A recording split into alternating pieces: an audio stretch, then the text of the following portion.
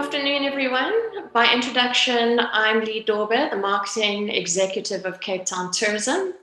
I've been with the company since 2012, and over the years, I've been developing and testing our destination marketing model, which is what I'm going to be sharing with you today. I hope that you'll find it useful, as it's been specifically designed so that it can be tailored to other destinations to stimulate tourism, which is so needed at this time. Where do we start? I'm going to be taking you through our approach. How do we approach destination marketing? And in essence, how was the marketing model born? And then I'm going to take you through some examples in practice and showing you how the different components work together. So we take a destination first approach as opposed to a city specific approach. This means that we're driven by solving problems and developing solutions with the aim to stimulate both sustainable and inclusive tourism. This can be tailored and used by other destinations. Everything we do and everything we begin with and everything that we end with is driven by our purpose. Our purpose is to improve the lives of Cape Townians through tourism. And an important part of this is simply to show how tourism brings benefits to a lot of communities and businesses by creating jobs, increasing gross domestic profits, and also getting the tourism spend to the places that really need it the most through geographical spread. So as you can see, even with our purpose, we've taken a destination first approach. This will make some people turn in their graves by questioning its uniqueness, but here at Cape Town Tourism, we like to do things a little bit differently. How do we do this? How do we ensure that we deliver on the promise of our purpose? Well, that is the reason why we've developed our destination marketing model. It's really an integrated approach of the intersection between destination marketing, destination management, and travel intel that creates the synergies that we don't really see in traditional fragmented destination marketing at the moment. Why did we develop this? And we most certainly haven't perfected it yet, and I know a lot of organizations struggle with this as well. Many of our efforts have been scattered across different markets, such as a trade show here and a media partnership there and a campaign there.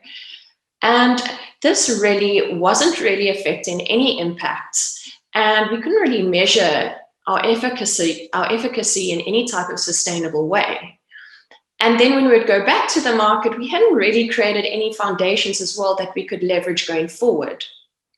Also, from an internal perspective, there were these silos of research, branding, destination management, and destination marketing that really could be optimized to work together in a better way to get a better result.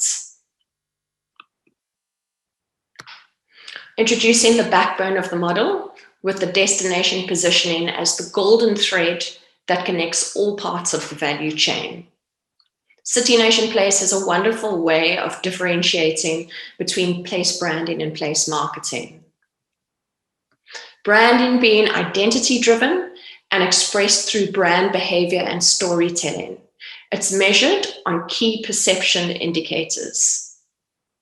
Whereas marketing is demand-driven, and the goal is to influence people's behavior and choice. It's measured on key performance indicators. So often these two just get bandied in the same pot, but they are actually very different with very different purposes that interlink. In essence, branding is an outside-in approach, and marketing is an inside-out approach. I got that wrong. Okay, stop. In essence, branding is an inside-out approach, and marketing is an outside-in approach. Now I'm going to take you a little bit deeper into the next level of the model. Let's start with intel and insights. So here what we do is we start with our source market insights. Where do we want to market? What are their levels of demand? What are their levels of readiness? Do we want a whole lot of people coming and visitors coming to our city? Or do we want high spenders coming to our city? What is the quality versus the quantity match that we want to do? What are these traveler affinities and how are we going to reach them? All of these questions come into play as a whole host more do, such as air access. Once we've got those intel and insights and we have a rough strategy and plan of who we want to target and why and how, what we want to do is we want to go to the source market and really test our plans and gain further insights, build actual relationships, identify these marketing partnerships, and really secure the markets and visitor profiling that informs what we do. We then come home and we make sure that we have a quality product and tourism offering. This has a lot to do with industry education and training sessions. We can look at potential accreditation and or certification, such as the most recent WTTC Safe Travel Stamp or China Ready, which are globally recognized. And it really works in our favor because that helps at the point of purchase to give visitors the confidence to come here. Market-specific content creation and translation, very important, based on that market-specific affinities and speaking to them in their own language. And also what we need to take into account here is our various audiences. This doesn't mean that you need to change your message across each audience. You need to keep the same message across each audience and as the common thread, but the way you speak to each audience happens in a different way. And what you're looking for the audience to do, or what you're trying to inspire them to do, most probably is slightly different from each other. Then we need to make sure that our visitor services and concierges are trained up. They know what the offerings are, they know what our products are, if there's anything around cultural sensitivity that they need to know. And there's the opportunity to do some sales training and incentives. This is when we come to ad campaigns. As you can see with this value creation cycle, it is not only about ad campaigns marketing, it is one part of the cycle. Here we can look at so many things, and obviously it's driven by your intel and insights. What we do is we look at, and we've actually tested a number of OTA and conversion campaigns with incentivized fam trips, trade training and promotion, proactive media partnerships and hosting. And we want to build a database, and you can build a database through competitions and through your different B2B channels. So you form this basis and you form this foundation which can benchmark from. You really don't want to go into a market, run a campaign, and then exit the market and hope for the best. Now that you've marketed your destination, we've marketed Cape Town, we've got some flight and accommodation bookings, and they're in markets. Marketing doesn't stop. It's not the old school view that for destination marketing, our job is to get visitors into the city. We also got to ensure that the experience they have matches our brand promise. So here we're looking at travel-wise and safety, specifically relevant to now. What visitor information and support do you have on the ground? And is there anything in terms of social sharing, picture opportunities, itineraries, to really get people to take photographs, share via social media, and have these word of mouth recommendations? We're really looking for a quality, enjoyable, and safe visitor experience. And then this takes us back into intel and insights. Whilst we have our travelers in market, we need to collect information based on their behavior. What are they doing? Where are they going? And what are the insights that can drive optimization of our activity? And what is the effectiveness of all of the initiatives we've done within the destination marketing model? So in essence, the cycle repeats itself, improving each time by optimizing activity through our insights and learnings. Right, now focusing on the central elements of the model and the inside-out approach of branding. First of all, we need to have a very clear foundation of a strong brand positioning. Ours being Love Cape Town is a culturally rich and inclusive African city in the heart of nature, filled with unique, diverse experiences by people of great worth. That is our promise. And secondly, we need to have narratives with which we tell our destination stories that are unique and engaging. We have 10 different narratives that we dial up or down depending on the market we want to connect with. And each one of these, even though they're over embracing like culture and culinary, we have a story that is specifically and uniquely Cape Town that speaks to the affinity. Now for examples of our outside-in approach that I'm going to use through my tenure at Cape Town Tourism. Although I'm going to be showcasing a number of varying initiatives, remember that the goal is to execute the full model in a consolidated way in one place to get maximum impact. So in our case, cities market to cities, so we would want to apply the full model to, say, Amsterdam or Frankfurt or another city. I'm going to start off with what we've done for relevant quality products and tourism offering.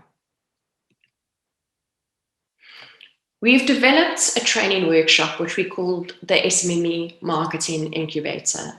And the main aim here is to support SMME differentiation and readiness for a quality travel experience. A big part of this is training SMMEs and empowering them to grow their business, taking their financial constraints into account.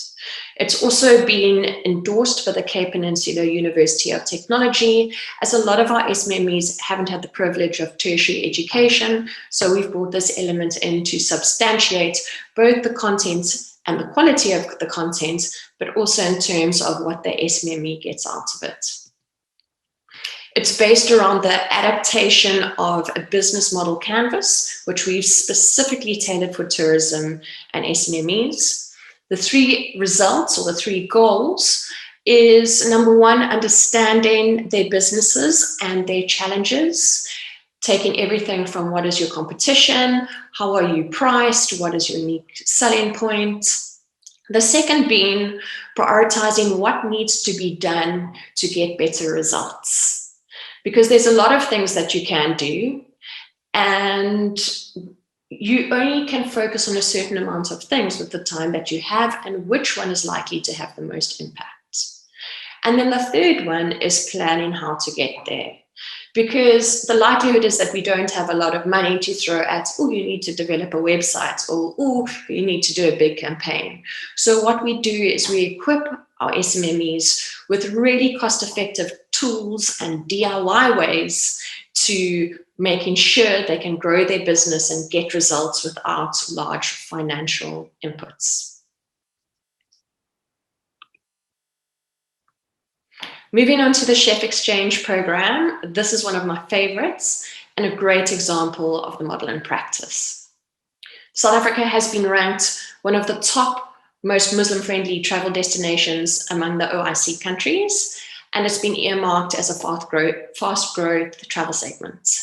Cape Town also has an incredibly rich Muslim heritage, with the Cape Malay Muslims accounting for at least a quarter of our city's population, as well as we are home to South Africa's oldest mosque, being 200 years old. So we really are well positioned to actively target this market.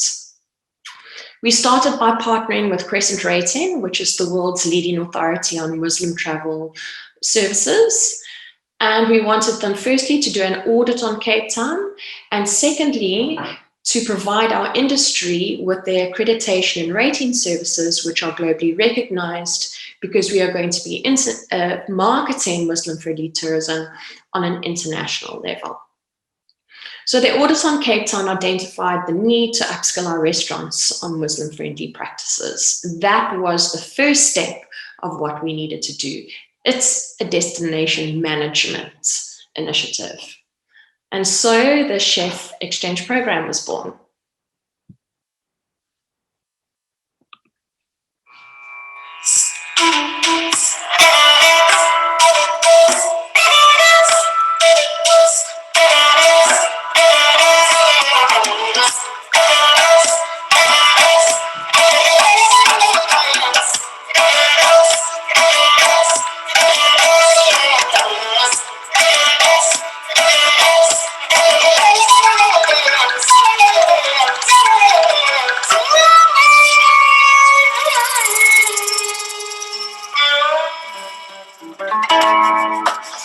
got invites to this program, and there was excitement about winning prizes and learning about the halal cuisine. We're getting a lot of halal tourists in the hotel, and I often have to cater to their needs.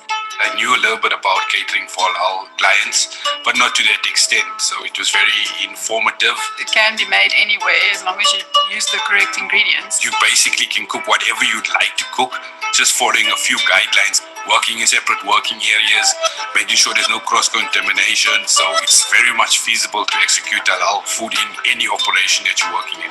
I was surprised to be in the top 20, but also the theoretical training they gave us was very descriptive, and they taught us everything we needed to know, and so it was easy to answer the questions in the end.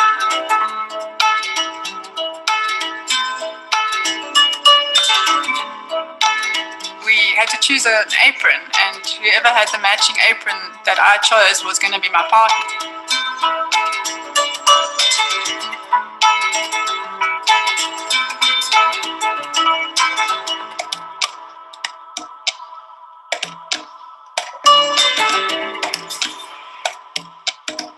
Winning was a surprise, shock. We were so excited, we couldn't believe we were going to be traveling overseas in a few months. We were investigating where we can go, what we can taste, what we can learn to bring back to our companies and our country.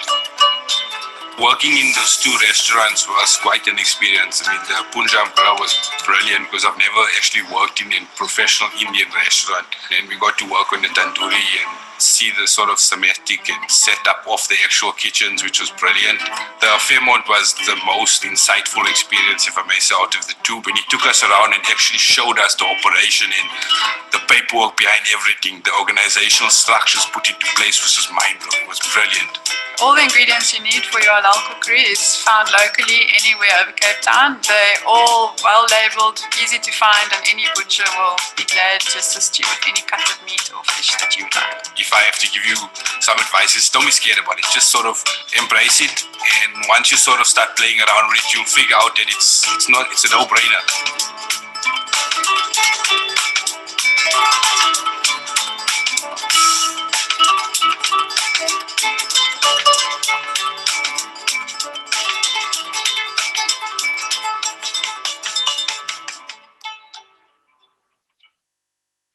What I love about the Chef Exchange program is that it's just such a fun and innovative and engaging way to train our industry, which really makes the information sink in, changes perceptions, and gets people passionate about welcoming our Muslim-friendly travelers.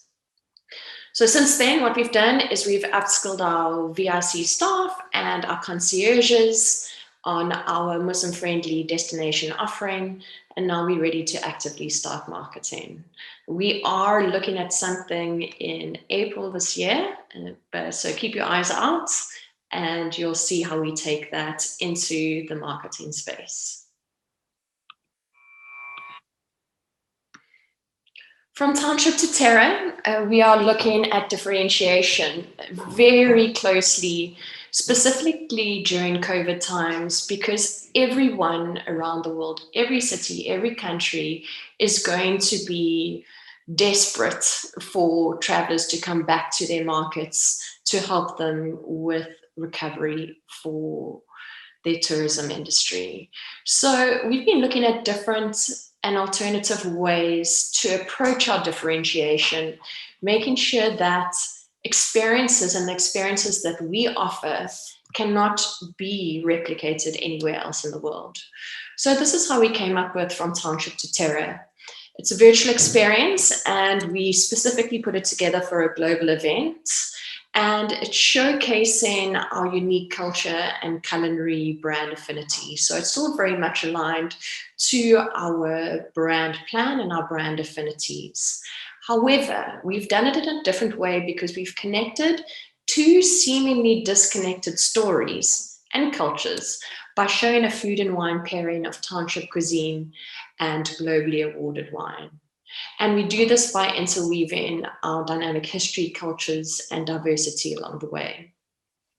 The virtual experience is 17 minutes long, so I'm not going to be showing you all of it. I'm going to be showing you the trailer, and you are welcome to go and see the full story on our YouTube channel. I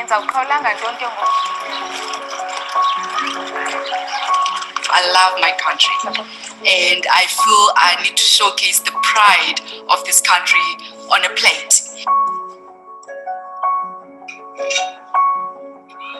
I go back to my stories, what makes me love this country.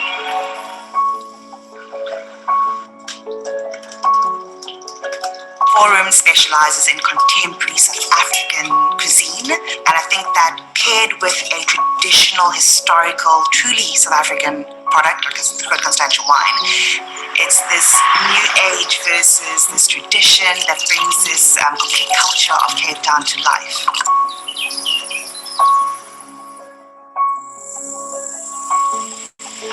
I'm going to pair my passion on a plate with Constantia wines. You can see that no one else can tell that story other than Cape Town. And it's so wonderful when you see the whole thing, and it makes me so proud to be a South African.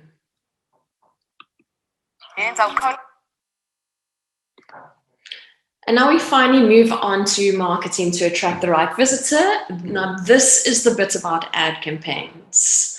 And what I'm going to start with is how we measure campaign efficacy at Cape Town Tourism.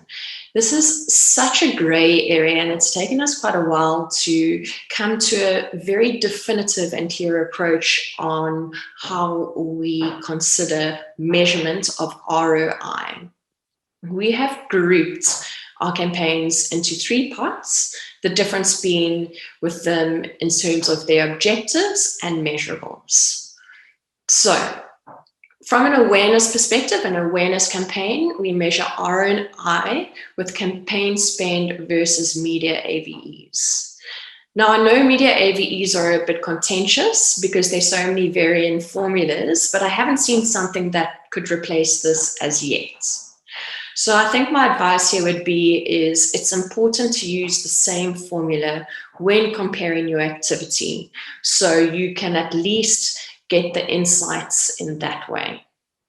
What's also great about media AVEs, which you can use as well for further more in-depth insights, is that you can segment according to your markets and according to the channels. So your print, broadcast, and social AVEs through those channels. And this can provide you with really nice insights. Moving on to conversion campaigns. How we measure ROI is with campaign spend versus media AVEs plus partner contribution. Or you can do this, campaign spend versus sales revenue. As Cape Town Tourism, we aren't a sales channel, so we measure it with media AVEs and partner contribution. But if you do sales through your business, then the best way would be for campaign spend versus sales revenue. And finally, our partnership campaigns, we measure ROI with campaign spend versus visitor spend. We've just conducted a 3-month domestic campaign with our trade partners, and this was very much focused on conversion with highly discounted flights through vouchers and subsidies. And it was very important that we were able to measure this in trackable flight bookings. So we were very happy with the results, not only from an internal perspective on that we've done something that has been effective, but also it starts giving you real data and real information that you can speak to your board, you can speak to your funders about how much value you add and whether you want to use this to try and advocate for more funding, or mainly just to prove that you're doing a good job. In the marketing space, sometimes that can be hard to do. So our campaign spend versus visitor spend was 1 to 74. Our cost per flight conversion was 33 Rand. And if you take that into account from an international perspective, that is $2.50, €2 and £1.5, which is really incredible. And our campaign spend plus our media AVEs plus partner contribution was plus 143%. It's also important we got independent auditors to help us with this campaign spend versus visitor spend calculation. So there is objectivity in what we presenting back to our funders and our board. Partnership campaigns. I call this the Rolls Royce of campaigns. When you're able to pull in a number of partners to collectively work towards a common objective. And the added value makes such a huge difference to the traction and impact of the campaign. These are a few partners that we've worked with very successfully in the past. When you look at what types of partnerships, look at other DMOs, your governments, other cities' governments, media partnerships, trade partnerships, the private sector, and pulling everyone together toward working towards a common goal. It's very important, though, that you scope out the value that everyone brings in and the different roles and responsibilities. Our DMO City 20 with New York and Company is a great example of one of our partnership campaigns. We've enjoyed a 3-year partnership with them and have shared with the shared objective of growing tourism numbers between the two destinations. Obviously, this has come to a bit of a grinding halt with COVID, but things will resume when the time is right going forward.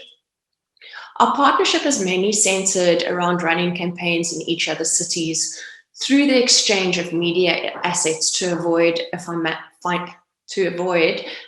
massive financial outlay. We also connect each other with the right partners in each other's cities, and we facilitate market traction by leveraging each other's marketing channels. The ROI we generated was 21%, and media coverage spanned not only the US from New York and South Africa from Cape Town, but as far afield as Belgium, Brazil, China, India, the UK, Namibia, Kenya, just to name a few.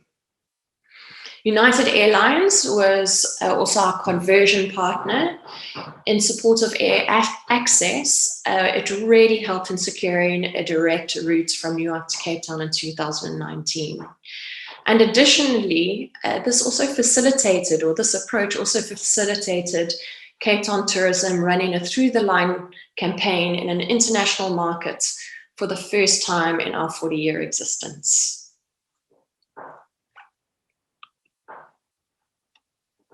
And now we move on to a quality visitor experience.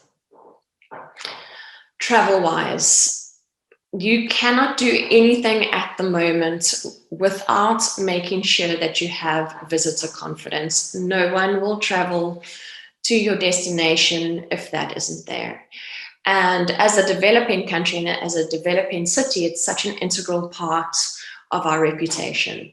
So we have created a dedicated brand for responsible travel with a main aim to reduce uncertainty and anxiety, restore confidence, advocate and encourage people to visit Cape Town.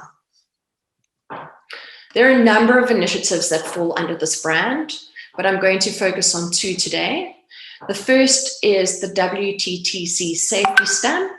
Cape Town was approved to use the stamp in August 2020, the first in Africa, and it's based on aligning with the international protocols and responsibilities as a safe travels destination. This is based on aligning with their protocols and responsibilities as a safe travels destination, and also as the official tourism body for Cape Town, we are also allowed to be a distributor of the stamp to the Cape Town industry at large. Then we have partnered with Namola, who is a company who has an existing safety app, and we have partnered to provide this offering specifically to our visitors when in Cape Town free of charge.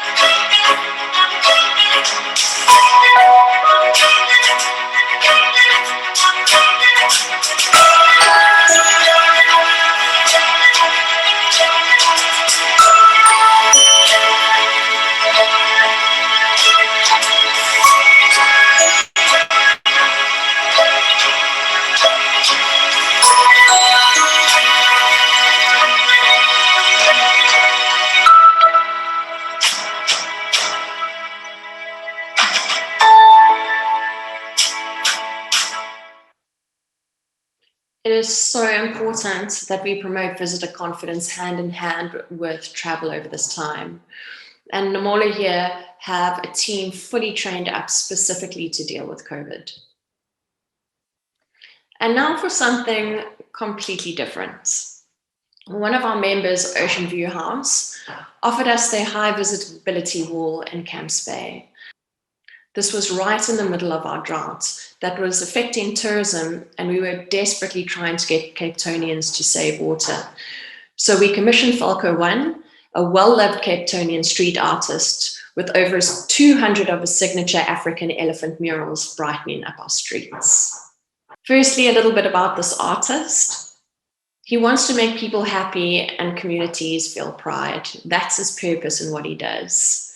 And I love this quote. Add a little paint and it's not just a scruffy shack anymore. It's a shack with artwork on it, part of a huge open air art gallery. It changes everyone's perception. To him, the elephant represents balance, that they are heavy enough to balance out what's weighing him down. And this is how he interpreted our brief.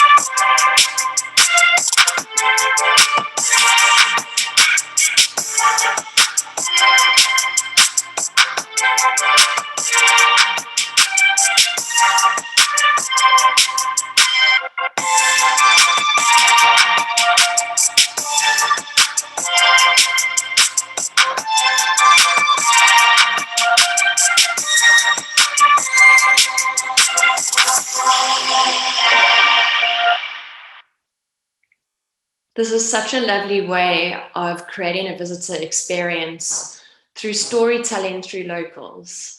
There's a plaque beside the mural that shares the story to visitors who pass by, and also it's a beautiful photo opportunity that they can take this memory home. So now that I've given away all of our secrets, any comments and questions are most welcomed. There is an email address, so you're welcome to email me if you'd like to connect.